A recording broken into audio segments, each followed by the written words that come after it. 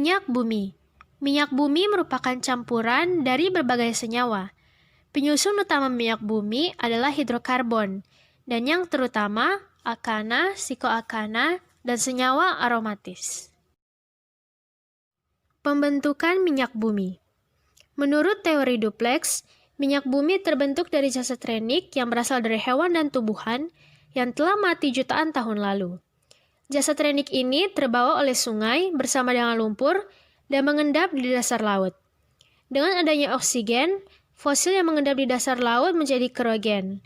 Dan akibat pengaruh waktu, temperatur tinggi, dan tekanan oleh lapisan di atas, maka fosil itu berubah menjadi minyak dan gas.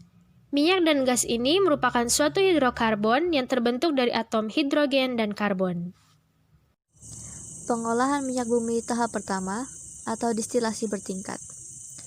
Fraksi pertama menghasilkan gas yang pada akhirnya dicairkan kembali dan dikenal dengan nama LPG, yaitu bahan bakar kompor gas. Fraksi kedua disebut nafta atau gas bumi. Nafta tidak dapat langsung digunakan, tetapi diolah lebih lanjut pada tahap kedua menjadi bensin atau premium atau bahan petrokimia yang lainnya. Fraksi ketiga atau fraksi tengah selanjutnya dibuat menjadi kerosin, yaitu minyak tanah, dan aftur, yaitu bahan bakar pesawat jet. Fraksi keempat sering disebut solar, yang digunakan sebagai bahan bakar mesin diesel.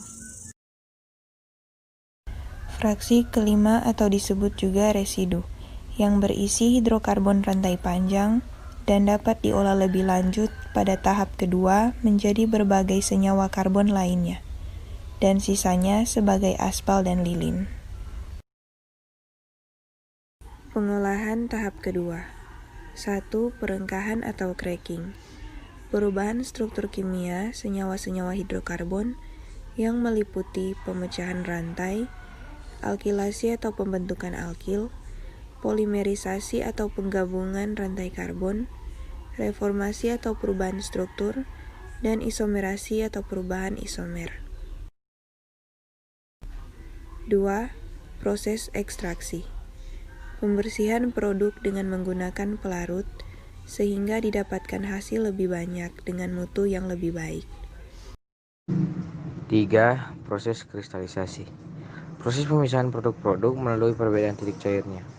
Misalnya, dari pemurnian solar melalui proses pendinginan, penekanan, dan penyaringan akan diperoleh produk sampingan yaitu lilin. 4. Pembersihan dari kontaminasi atau treating. Pada proses pengolahan tahap pertama dan tahap kedua, sering terjadi kontaminasi atau pengotoran. Kotoran-kotoran ini harus dibersihkan dengan cara menambahkan soda kaustik atau NaOH, tanah liat atau proses hidrogenasi. Manfaat minyak bumi dalam kehidupan manusia.